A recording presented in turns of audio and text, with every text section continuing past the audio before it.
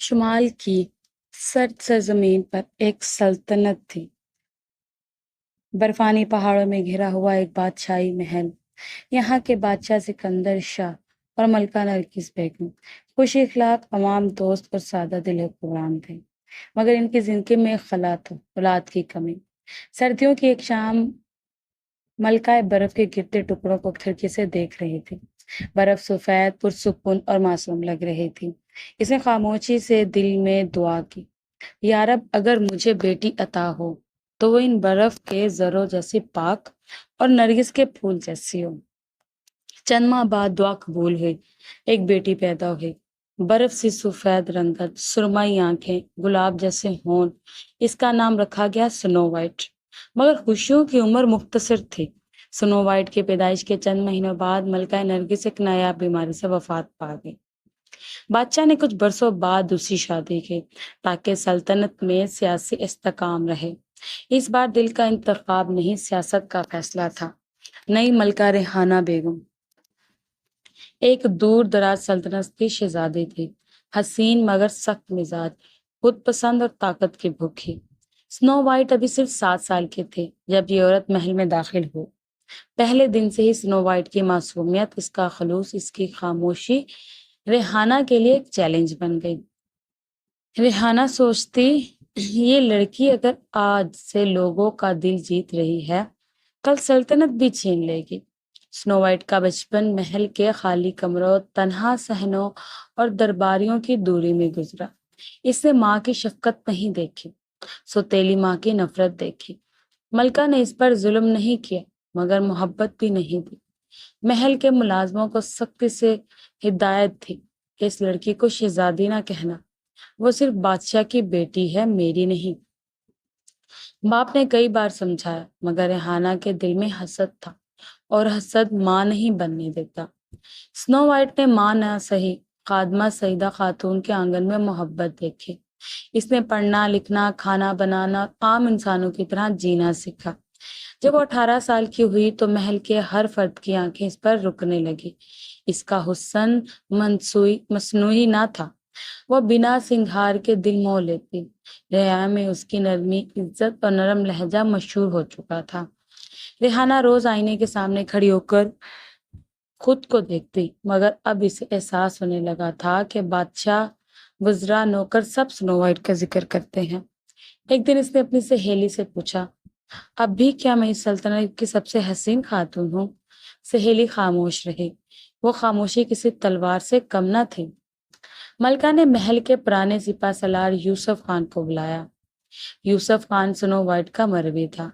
ملکہ نے حکم دیا، سنو وائٹ کو شکار پر لے جاؤ اور واپسی ضرور تم لوٹو صرف۔ یوسف خان حیرت زدہ تھا، لرز گیا، مگر حکم شاہی تھا، مگر دل بغاوت کر چکا تھا۔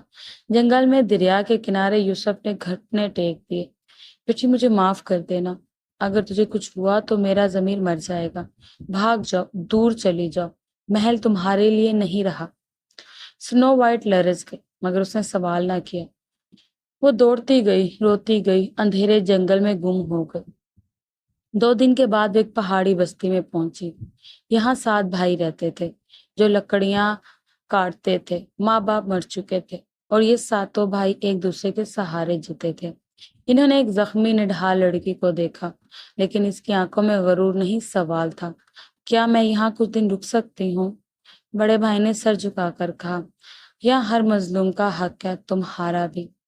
سنو وائٹ نے ان کے ساتھ رہنا شروع کیا، عام لباس، عام زندگی، مگر دل کا سکون۔ ملکہ نے سکھ کا سانس لیا، مگر ریا میں ایک افواہ پھیل چکی تھی، یہ شہزادی زندہ ہے اور پہاڑوں میں ہے۔ ملکہ نے اس بار جادو نہیں کیا، اس نے ریاستی افسر بھیجے، جھوٹے فرمان، جھوٹی کہانیاں۔ سنو وائٹ باغی ہے، ملکہ کو ہٹانا چاہتی تھی، اسے گرفتار کرو۔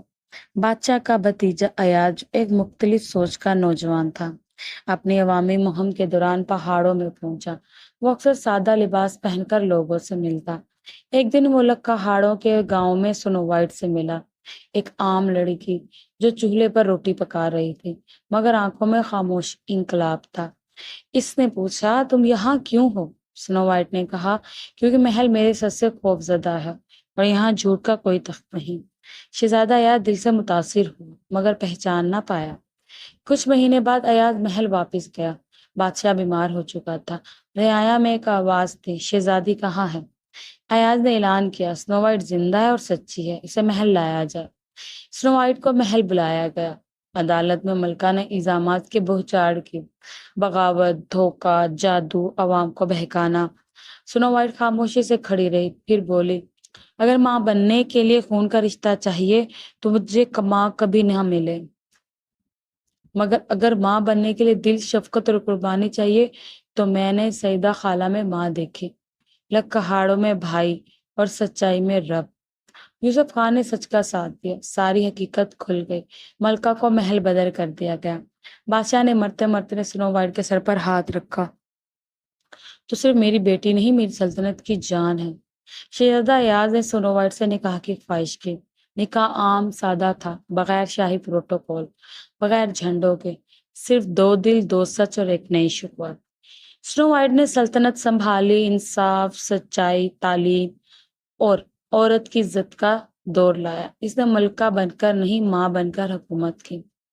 हकीकी हुस्न दिल से निकलता है, चेहरे से नहीं। हमें इस चीज का सबक मिलता है, हसद इंसान को अंधा और सच इंसान को बुलंद करता है।